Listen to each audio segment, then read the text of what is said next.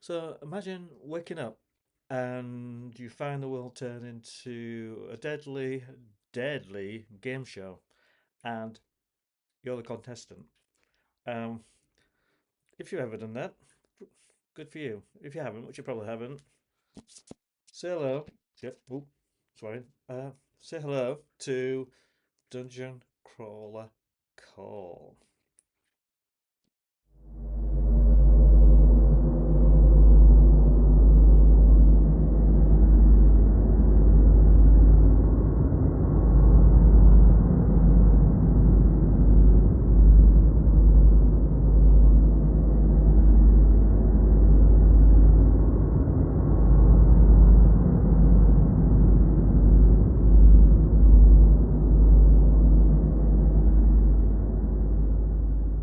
So, very quick welcome before I talk about Dungeon Crawler Call. Um, These are going to be a few videos I'll be doing from time to time, maybe a regular basis, maybe once or twice a week, or if you've seen my channel before, maybe a bit longer. But what I wanted to do was do a little series of just short, kind of snappy 10 minutes, maybe quick fillers. Fillers? Is that the right word? That sounds negative. Is that a bad thing? Um, Things to talk about where I don't need to get the setup done. As you can tell, for those who've watched the channel before, I'm not in my usual nerd sanctuary. Um, I'm in my kitchen, so if you do hear cats and dogs in the background, apologies, but it's the usual stuff. You wouldn't believe it's supposed to be a 10-minute quick intro, which I've spent 5 minutes on now, rambling on. But you wouldn't believe how long it took to get this set up on my brand new MacBook Air, which I love. Um, to get this set up because we had dogs and cats fighting suddenly, or at least play fighting, just before I wanted to start. Anyway, I digress as usual. Um, yeah, I wanted to talk about. Well, here we go again. Dungeon Crawl Call. Is that the picture? There we go. Dungeon Crawler Call by Matt Dinniman. Yes. Yes, I know. I'm late to the party. I know this has been out since 2020. Oh, by the way, before I go any further as well, these are essentially unscripted videos. I know what you're thinking. Those that have already seen the channel before and have seen my videos will probably be thinking, when did you actually use scripts? When did you prepare? When did you research? Let's go back to the scripts thing. Um, did you prepare scripts? Actually, is what you've done before based upon a script? Well, yeah, um, yeah. So I digress again. These are scriptless. Uh, all right, I have a couple of notes. One of them with my name on, so I can remember who the hell I am, or at least what day it is. Because sometimes stuff happens. Too much wine or whatever it might be. Um, but anyway, Dungeon Crawler Call. That's left me with that 3 minutes to talk about Dungeon Crawler Call. Um, I know, like I say, I know this book has been out since 2020. I know that Matt Dinniman, um, apologies if I mispronounce your name, but I know Matt Dinniman produced these self-published at the beginning, back in 2018, 19, something like that. And they were taken up a few years ago. And I know that we're on book what, six, seven, and there were all planned 10 for the series. So yes, I know all that now. I know it now. Um, if for those that don't know, the book itself.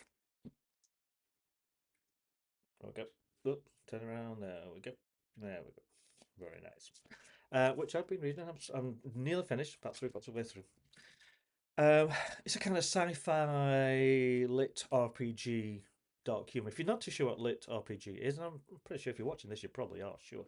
But lit RPG is a kind of literary version of the role-playing game stuff, either online games or the D&D, Dungeons and Dragons, tabletop role-playing games genre, put in a kind of literary form. And I'd heard, well, that's a fib. I think I'd heard of it a while back. I should have done. I love my TTRPG games particularly. I like my video games too, but particularly my tabletop role-playing games. Hugely into Delta Green and Call of Cthulhu, but mainly Delta Green, but play a bit of Dungeons and Dragons as well.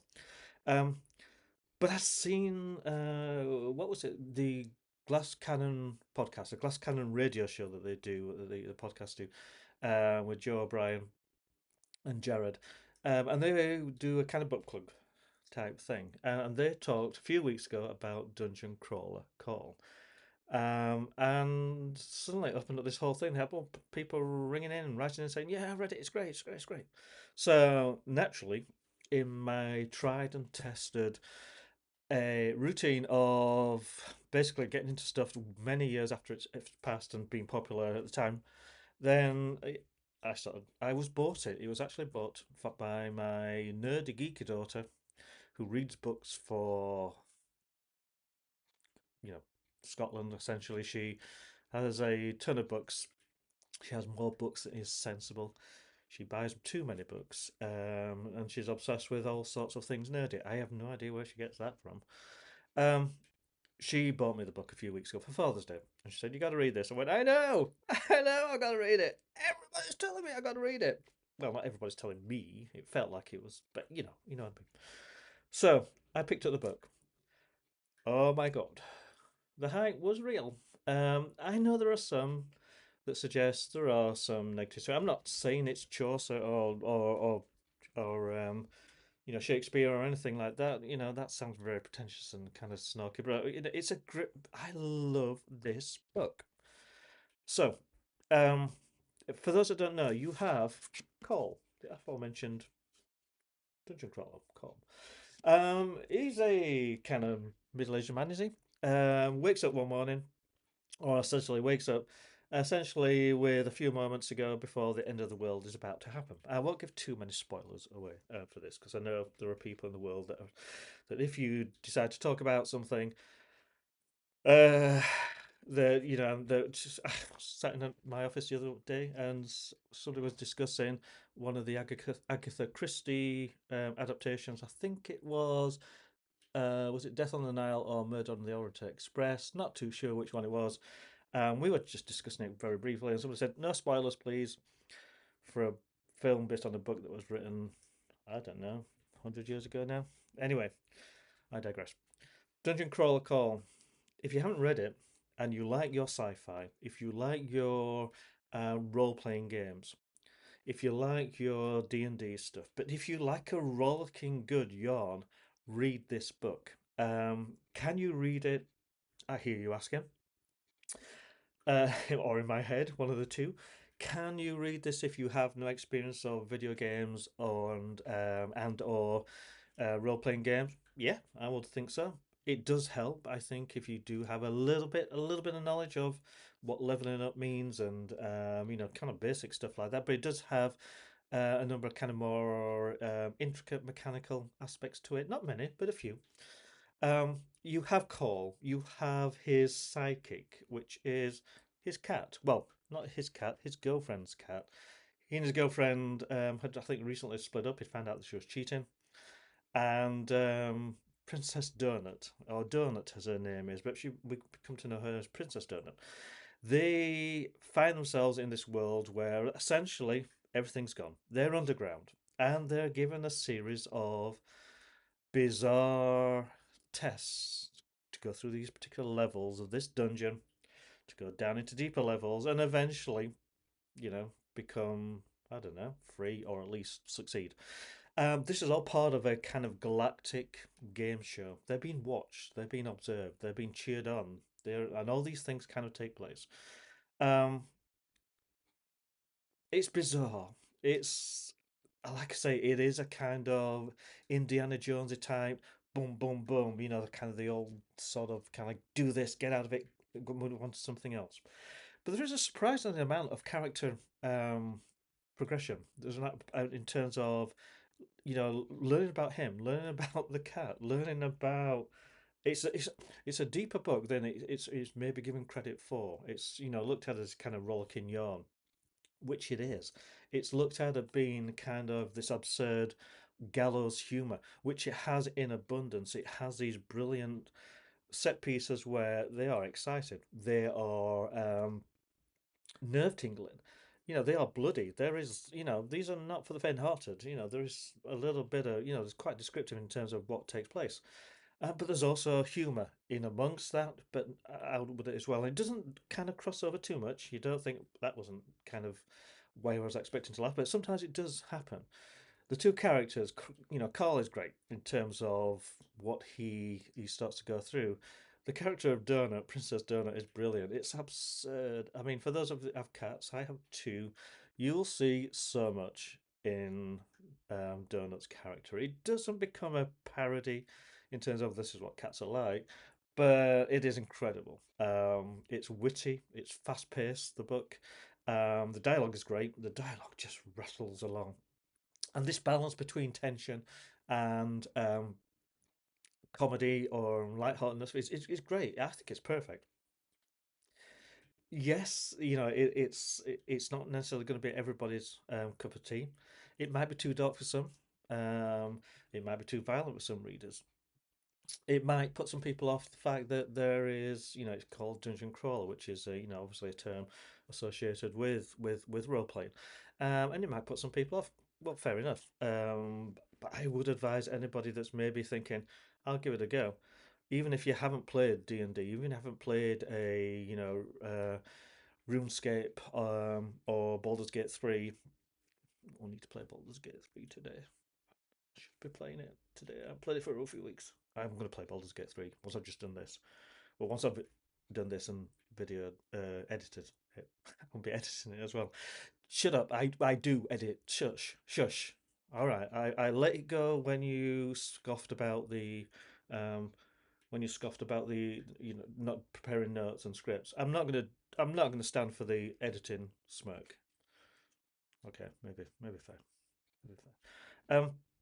Yeah, it might be to talk for some, but read it. You'll be surprised the depth of characterization and the narrative that takes place in this. I'm nearly partway through book one. My daughter and I have gone halves on buying the whole series that's out. I think it's going to 10 books, I believe, which have not been written as yet.